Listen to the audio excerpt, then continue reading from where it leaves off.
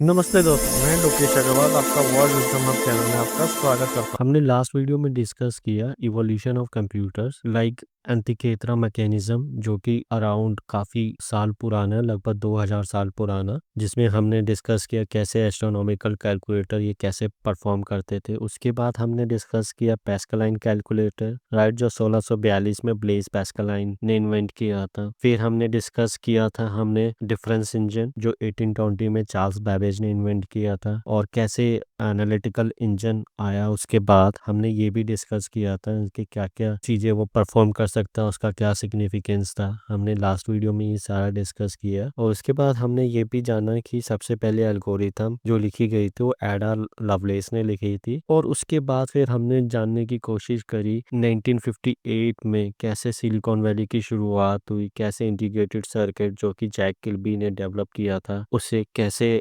Evolve हुए computers, कैसे silicon valley बनी, सिलिकॉन वैली को सिलिकॉन वैली क्यों कहा जाता है। ये सारी चीज़ें हमने लास्ट वीडियो में हमने डिस्कस करी थी, और अब हम डिस्कस करेंगे सुपर कंप्यूटर्स के बारे में और गूगल की विलो चिप के बारे में। चलिए शुरू करते हैं। अब बात करें हम सुपर कंप्यूटर्स की, तो सुपर कंप्यूटर जो है वो दुनिया के सबसे पावरफुल कंप्यूटिंग मशीन्स हैं, जो एक्सट्रीमली कॉम्प्लेक्स और हाई स्पीड कंप्यूटेशंस को परफॉर्म करने के लिए डिजाइन किए गए। यह जो कंप्यूटर्स होते हैं साइंटिफिक रिसर्च हो, weather forecasting, climate modelling, nuclear simulation, genetic research और फाइनेंशियल मार्केट एनालिसिस जैसे हैवी कंप्यूटेशनल टास्क के लिए यूज किए जाते हैं। सुपर कंप्यूटर्स की खास बात क्या है भाई, तो सुपर जो कंप्यूटर जो होती है मल्टी प्रोसेसर सिस्टम होते हैं, जिसमें thousands to millions of cores होते हैं, जो कि पैरेलल प्रोसेसिंग के जरिए कैलकुलेशंस परफॉर्म करते हैं। पैरेलल प्रोसेसिंग का मतलब है कि एक ही समय पर मल्टीपल कैलकुलेशन एग्जीक्यूट की जा सके, जिससे ओवरऑल प्रोसेसिंग स्पीड बहुत ही फास्ट हो जाती है। जो फास्टर सुपर कंप्यूटर्स हैं उनमें से है एल कैपिटन और फुगैकू। जो कि जापान का है, जो कि राइकन और फुजित्सु ने मिलकर डेवलप किया है। 2020 के बाद से एक लीडिंग सुपर कंप्यूटर बना हुआ है ये। इसकी प्रोसेसिंग स्पीड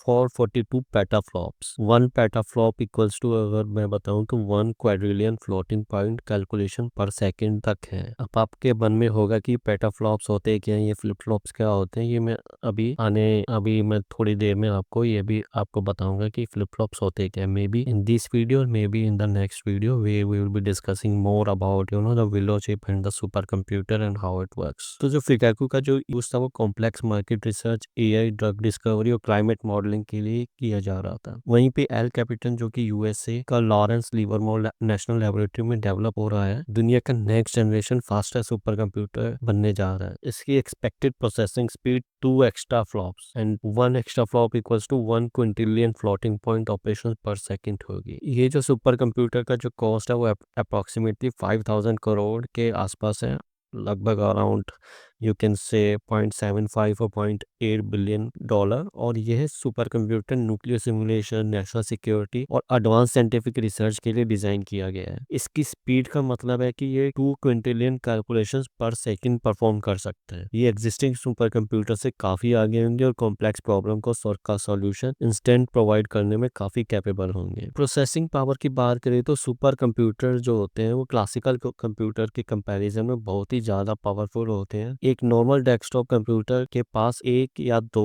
प्रोसेसिंग कोर्स होते हैं, जबकि एक सुपर कंप्यूटर के पास लाख से भी ज्यादा कोर्स होते हैं, जो कि एक साथ काम करने के लिए सक्षम होते हैं। सुपर कंप्यूटर के पास इमेंस मेमोरी और स्टोरेज होती है, जो कि टेराबाइट्स या पेटाबाइट्स में होती है। ये लार्ज डेटा सेट्स को प्रोसेस और एनालाइज करने में कैपेबल होते हैं, जो कि क्लासिकल कंप्यूटर्स के लिए प्रैक्टिकली इम्पॉसिबल होता है। सुपर कंप्यूटर का जो कॉस्ट है, जैसे मैंने बताया, बहुत ही हाई होता है, और इनका इंफ्रास्ट्रक्चर सेटअप और मेंटेनेंस भी काफी एक्सपेंसिव होता है। एक सुपर कंप्यूटर के लिए हमें बहुत ही बड़े एरिया की जरूरत होती है। ये मशीन्स काफी लार्ज होती है और इनको स्पेसिफिक इन्वायरमेंट कंडीशन में ही आप ऑपरेट कर सकते हैं। वहीं पे एनर्जी कंजम्पशन, ये काफी हाई एनर्जी कंज्यूम करते हैं, और इनका पावर कंजम्पशन एक छोटे सिटी के इक्विवेलेंट भी हो सकता है। ये एक मेजर लिमिटेशन और एनर्जी एफिशिएंसी के लिए काफी रिसर्च चल रही है अभी इसमें। फ्यूचर क्या है सुपर कंप्यूटर का, जब हम सुपर कंप्यूटर की स्पीड और पावर की बात करते हैं तो क्वांटम कंप्यूटिंग कंप्यूटिंग के अराइवल से एक नया एरा स्टार्ट हो रहा है। क्वांटम कंप्यूटर्स जैसे कि गूगल का quantum AI chip willow existing super computer से कई गुना फास्ट होंगे, और कुछ टास्क जो आज के सुपर कंप्यूटर को करने में बिलियन ऑफ ईयर्स लग जाते हैं, वो क्वांटम कंप्यूटर सिर्फ कुछ मिनट्स में सॉल्व कर देंगे। क्वांटम कंप्यूटिंग के आने से सुपर कंप्यूटर ऑब्सोलीट हो सकते हैं, लेकिन अभी भी सुपर कंप्यूटर का रोल इम्पोर्टेंट रहेगा इन ट्रांजिशनिंग टू क्वांटम ईरा और स्पेसिफिक टास्क को हैंडल करने के लिए। चैलेंजेस तो बहुत है, लेकिन एडवांसमेंट्स कॉन्टिन्यूस रहेगी जो फ्यूचर कंप्यूटिंग को और ज्यादा पावरफुल और आपको एफिशिएंट बनाएंगे। तो चलिए जानने की कोशिश करते हैं जो गूगल ने डेवलप किया है, गूगल विलो क्वांटम चिप। ये चिप वैसे तो एक क्वांटम कंप्यूटर का हिस्सा है जो जो आज तक के सबसे फास्ट कंप्यूटर्स को भी पीछे छोड़ने का पोटेंशियल रखता है। गूगल विलो चिप का डिजाइन करने में गूगल ने अपनी क्वांटम एआई टीम को यूटिलाइज किया, जो इस टेक्नोलॉजी के लिए डेडिकेटेड रिसर्च और डेवलपमेंट कर रही है। इस चिप के प्राइमरी गोल जो है वो क्वांटम कंप्यूटिंग को रियल वर्ल्ड प्रॉब्लम्स के लिए प्रैक्टिकल बनाना। इसका डिजाइन क्वांटम मैकेनिक्स के प्रिंसिपल पर बेस्ड है और एक ऐसा टास्क है जो कि सॉल्व करता है ट्रेडिशनल कंप्यूटर्स के लिए, जो कि अभी इम्पॉसिबल है। विलो चिप का एक मेजर एडवांटेज ये है कि ये क्वांटम स्पीड का अचीव कर रहा है। क्वांटम कंप्यूटर्स क्लासिकल कंप्यूटर से बिल्कुल अलग तरीके से काम करते हैं। ट्रेडिशनल कंप्यूटर में डेटा बिट्स होते हैं जो कि 0 या 1 की फॉर्म में होते हैं, लेकिन क्वांटम कंप्यूटर्स में डेटा जो होता है वो क्यूबिट्स के फॉर्म में होता है। क्यूबिट्स एक क्वांटम बिट होती है जो कि साइमल्टेनियसली 0 और 1 दोनों स्टेट्स में एग्जिस्ट कर सकते हैं। क्यूबिट्स की पावर को समझने के लिए हम एक कॉइन का एग्जांपल ले सकते हैं। अगर आप एक कॉइन उछालते हैं तो जब तक वो कॉइन एयर में होता है तो वो साइमल्टेनियसली हेड और टेल्स दोनों पोजीशंस में होता है, राइट। जैसे ही कॉइन लैंड होता है तो वो एक फिक्स पोजीशन में ले आता है। क्वांटम कंप्यूटिंग में भी क्यूबिट्स भी ऐसे ही बिहेव करते हैं। वो मल्टीपल स्टेट्स में साइमल्टेनियसली एग्जिस्ट करते हैं, जो उनको मैसिव पैरेलल प्रोसेसिंग और कैलकुलेशन करने में काफी कैपेबल बनाता है। अब आप सोच रहे होंगे कि गूगल विलो चिप जो है वो ट्रेडिशनल सुपर कंप्यूटर से कैसे फास्ट है। तो चलिए इससे पहले हम जानने की कोशिश करते हैं कि फ्लिप फ्लॉप के कॉन्सेप्ट को समझने की हम पहले कोशिश करते हैं। जो फ्लिप फ्लॉप होता है वो एक डिजिटल सर्किट होता है जो कि एक बिट की इंफॉर्मेशन को स्टोर करता है। सुपर कंप्यूटर में स्पीड को मेजर करते वक्त फ्लिप फ्लॉप का यूज होता है। हर फ्लिप फ्लॉप एक स्पेसिफिक यूनिट टाइम मतलब कि क्लॉक साइकिल में एक बिट ऑफ इंफॉर्मेशन स्टोर करता है। सुपर कंप्यूटर जिसे एल कैपिटन या फुगैकू कहते हैं वो बिलियंस ऑफ कैलकुलेशंस करते हैं पर सेकंड, लेकिन ये सारे ऑपरेशन सीरियली होते हैं, तो मतलब एक टाइम पे एक ही कैलकुलेशन होती है। गूगल विलो चिप में जो क्वांटम कंप्यूटिंग को यूज करते हैं वो क्यूबिट्स को एक ही टाइम में मल्टीपल कैलकुलेशन करने की एबिलिटी मिलती है। इसका मतलब है ये चिप पैरेलल प्रोसेसिंग को और एफिशिएंटली परफॉर्म कर सकता है, जिसमें हर qubit simultaneously multiple calculations perform करता है। यह जो अप्रोच है ये विलो चिप को बहुत ही ज्यादा फास्ट बनाता है, क्योंकि ट्रेडिशनल सुपर कंप्यूटर्स को एक एक कैलकुलेशन करने में टाइम लगता है, वहीं जबकि willow quantum computers multiple calculation एक ही वक्त कर सकता है। अगर हम स्पीड का कंपैरिजन करें तो गूगल विलो चिप एक टाइम पे, जो मैंने शुरू में बताया था, 1/9 मिलियन मतलब कि 1 फॉलोड बाय 30 जीरोस कैलकुलेशंस करने की एबिलिटी रखता है, जो आज की सबसे फास्ट सुपर कंप्यूटर्स के 2 क्विंटिलियन कैलकुलेशन पर सेकंड से काफी ज्यादा है। आपने अभी पीछे सुना होगा कि एनवीडिया ने भी एक नया चिप इन्वेंट किया और उन्हें अभी मार्केट पे लेके आए हैं। तो जो एनवीडिया का जो उनका जीपीयू के जरिए कंप्यूटिंग पावर को वैसे वो रेवोल्यूशनाइज उन्होंने किया है पीछे, स्पेशली आर्टिफिशियल इंटेलिजेंस और मशीन लर्निंग के फील्ड में। आई थिंक एनवीडिया A100 और H100 चिप्स आजकल के मोस्ट पावरफुल चिप्स में से एक है और बहुत ही फास्ट कंप्यूटेशन भी करते हैं। एनवीडिया का वैसे प्राइमरी फोकस है पैरेलल प्रोसेसिंग पे होता है, जिसमें एक जीपीयू एक बार मल्टीपल टास्क हैंडल कर सकता है, जो कि ट्रेडिशनल सीपीयू के लिए काफी टफ होता है। लेकिन गूगल विलो चिप और एनवीडिया चिप में फर्क क्या है? जो willow chip quantum computing power को यूज करता है, जो कि क्यूबिट्स जैसे मैंने बताया, और क्वांटम पैरेललिज्म को यूटिलाइज करके एक्सपोनेंशियली फास्टर कंप्यूटेशन परफॉर्म करता है। वहीं पे जो एनवीडिया जीपीयू है वो सीरियल प्रोसेसिंग में बेटर है, जहां एक टाइम में एक का कैलकुलेशन होते हैं, लेकिन विलो चिप क्वांटम कंप्यूटिंग के थ्रू पैरेलल प्रोसेसिंग को मैसिवली स्केल करता है। क्वांटम कंप्यूटिंग जितना डेटा प्रोसेस करते हैं वो ट्रेडिशनल सिस्टम के लिए ऑलमोस्ट इम्पॉसिबल होता है। गूगल विलो चिप का एडवांटेज ये है कि वो रियल वर्ल्ड कॉम्प्लेक्स प्रॉब्लम्स जो कि करंट सुपर कंप्यूटर को सॉल्व करने में सालों लग जाते हैं, वो सेकंड्स में सॉल्व कर सकते हैं। अब थोड़ा डिटेल में समझने की कोशिश करते हैं कि गूगल विलो चिप का डिजाइन कैसे काम करता है। इस चिप का जो डिजाइन है वो सुपर कंडक्टिंग क्यूबिट्स आर्किटेक्चर पर बेस्ड है। ये जो क्यूबिट्स होती है, अभी मैंने जैसे पहले समझाया क्यूबिट्स क्या होती है, ये जो क्यूबिट्स है वो क्रायोजेनिक टेम्परेचर्स में काम करते हैं, मतलब बहुत ही ठंडी कंडीशन में, ताकि उनकी क्वांटम प्रॉपर्टीज को प्रिजर्व किया जा सके। गूगल ने अपने क्वांटम सर्किट का ऐसे डिजाइन किया कि उनमें एरर्स कम से कम हो और कंप्यूटेशंस की स्पीड मैक्सिमम हो। विलो चिप में क्वांटम गेट्स को यूज होते हैं जो कि क्यूबिट्स के ऑपरेशंस को कंट्रोल करते हैं। इन क्वांटम गेट्स के जरिए गूगल विलो चिप एंटेंगलमेंट और सुपरपोजिशन जैसे क्वांटम प्रॉपर्टीज का यूज करते हैं, जो उसे ट्रेडिशनल चिप्स का मुकाबले ज्यादा पावरफुल बनाते हैं। एंटेंगलमेंट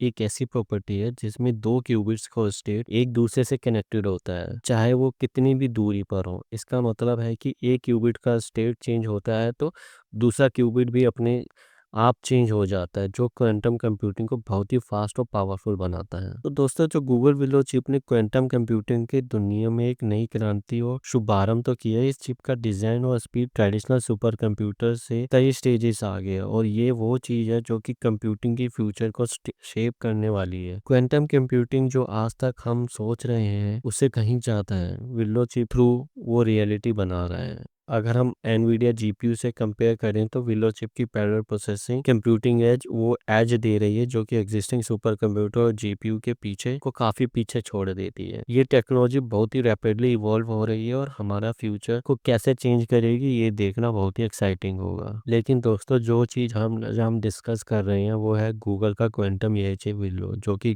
क्लासिकल सुपर कंप्यूटर को भी पीछे छोड़ दे रहा है। तो चलिए अब हम बात करते हैं गूगल विलो चिप के डिजाइन के बारे में। तो फर्स्ट है क्यूबिट लेआउट। जो विलो चिप में जो क्यूबिट एक 2D ग्रिड में अरेंज्ड होते हैं, जिसमें हर क्यूबिट दूसरे क्यूबिट के साथ इंटर कनेक्टेड होता है, जैसे मैंने बताया पहले। कंट्रोल और रीड आउट सर्किट्स होते हैं, हर क्यूबिट के साथ कंट्रोल और रीड आउट सर्किट्स अटैच्ड होते हैं, जो कि क्यूबिट्स को मैनिपुलेट और उनकी फाइनल स्टेट्स को मेजर करते हैं। तीसरा पॉइंट है माइक्रोवेव पल्सेस, जो कि क्वांटम ऑपरेशंस माइक्रोवेव पल्सेस के जरिए परफॉर्म की जा सकती है।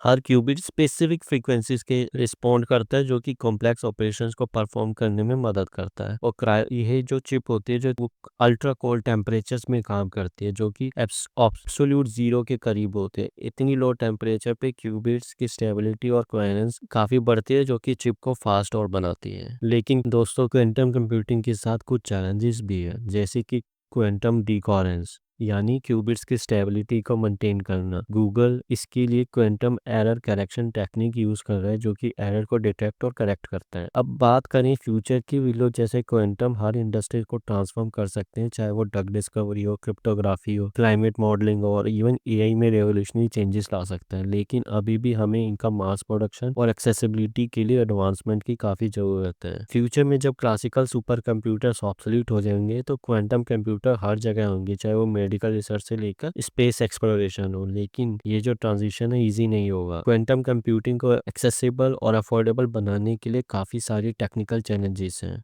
पर एक बात क्लियर है कि क्वांटम कंप्यूटिंग एक रेवोल्यूशन है जो कि इम्पॉसिबल को पॉसिबल बना सकता है। आपका क्या सोचना है? क्वांटम कंप्यूटिंग हमारे फ्यूचर को कैसे रिडिफाइन करेगा? कमेंट्स में अपने विचार जरूर शेयर करें। अगर ये वीडियो पसंद आया तो प्लीज लाइक, शेयर और सब्सक्राइब जरूर कीजिए। Thank you, thanks for watching, bye.